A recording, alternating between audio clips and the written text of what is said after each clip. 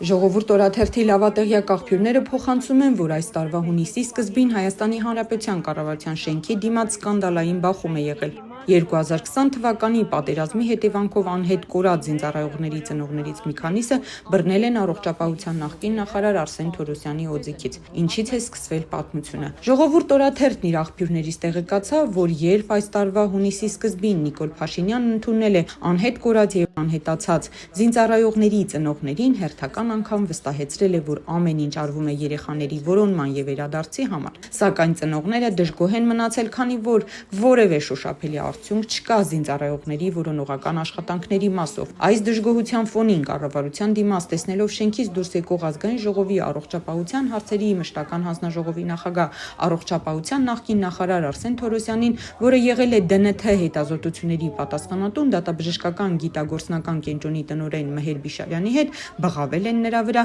թե ԴՆԹ հետազոտությունները դարձրել եք ծաղր։ Բանն այն է, որ ԴՆԹ հետազոտությունների շուրջ ծնողները տեսնում են խճճություն եւ թափանցիկության բացակայություն, ծնողներից մի քանիսը պատգամավորից հաշվետվություն են պահանջել, թե ինչու է Լևոն Քոչարյանի ազգային ժողովի ամբիոնից պատասխանելով հայոյել, թե դրա մերն էլ, հերն էլ, լավն էլ, ընտանիքն էլ։